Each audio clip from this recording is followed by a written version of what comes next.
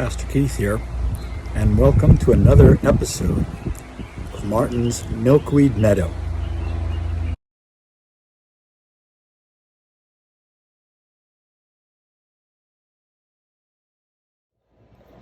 So, this is what we're trying to save here with Martin's Milkweed Meadow.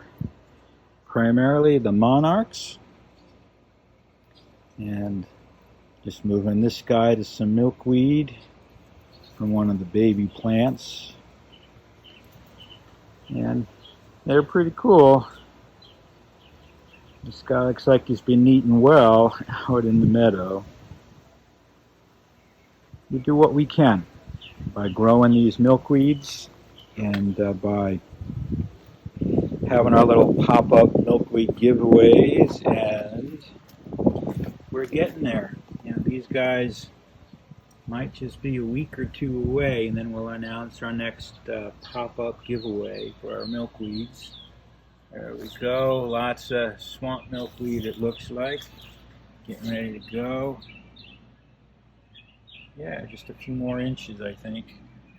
So just stay tuned and we'll announce our next pop-up giveaway as soon as these plants mature just a little bit more, so we can feed this guy and all of his brothers and sisters.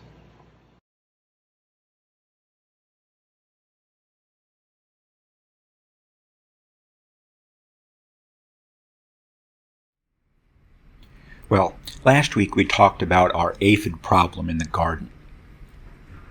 One of the things we can do about aphids is to order us up some ladybugs, because ladybugs feast on aphids.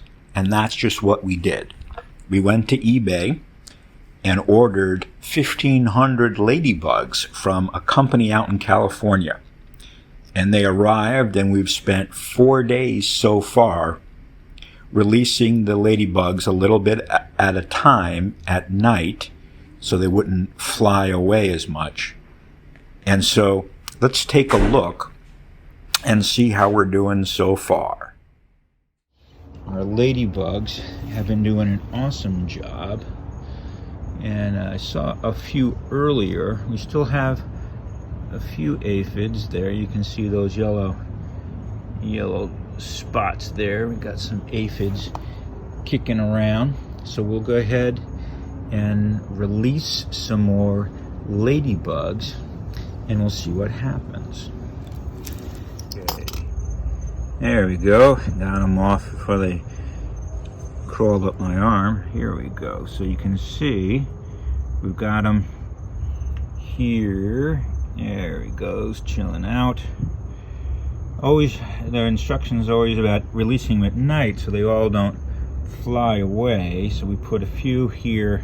This is kind of our little nursery for the plants that have really been kind of devastated. So we'll come check on them again tomorrow and see our ladybugs versus our aphids.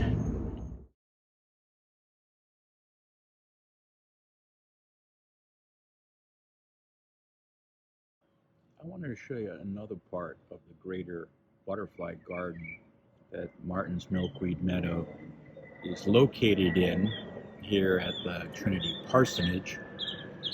This, you're looking at a flower from the cassia alata plant, right? You see the leaves here. It's a Florida native, and you can see by the leaves missing and chewed up that some caterpillars have been having a good old time, right? So cassia alata is a food source for some of the sulfur caterpillars. In fact, if you look closely, you can see one hiding right there. You see the stripes going across with the flower. See if I can hold it. He's a biggie. He's got those stripes, and his color is yellow there to try to match the flower to keep him safe. Normally the flower is going to look something like this, but here you can see he's saying, don't just ignore me, I'm just a flower. and he's going to grow up to be an amazing yellow sulfur. And again, they've been, oh, here's another one. Caterpillar kind of hiding right there. Kind of a cool pattern on them. So those two caterpillars we're seeing so far are orange barred sulfur, and there's a couple of other sulfurs that lay their eggs on the cassia alata. So it's a great plant to have. It can grow up to 10 feet and spreads out, but a good thing about it is that you can trim it back and it'll put out new branches, so you can kind of keep it as controlled as you want. Does really well. This is in partial sun and shade, but very, very strong plant. Does well here in Broward County, South Florida. So we hope to be collecting the seeds. Those flowers turn into seed pods, and you can see here these seed pods are starting to form.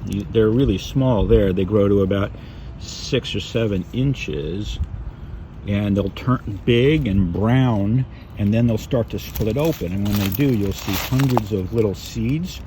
Just plant those, and you can have your own cassia alata. We'll be collecting up these seeds from these plants and starting some starter plants for you, and offering them to give away as well for people who want to expand their butterfly gardens beyond the milkweed that we do at Martin's Milkweed. So we kind of call it Martin's Milkweed and More, for those that want to do more than just feed monarchs, but want to attract other butterflies by providing food sources for them.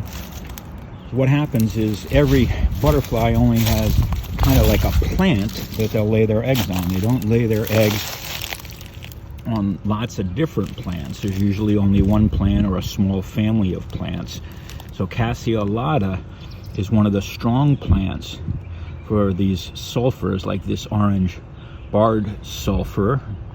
So if that's something you're interested in adding to your garden, we'll let everyone know when our next pop-up giveaway is, and when plants like the cassia alata are added to our inventory. Thanks for spending a few minutes of your day with us at Martin's Milkweed Meadow, and we ask that you continue to watch the videos and support this vital ministry as we try to feed the caterpillars of South Florida. Take care, and God bless.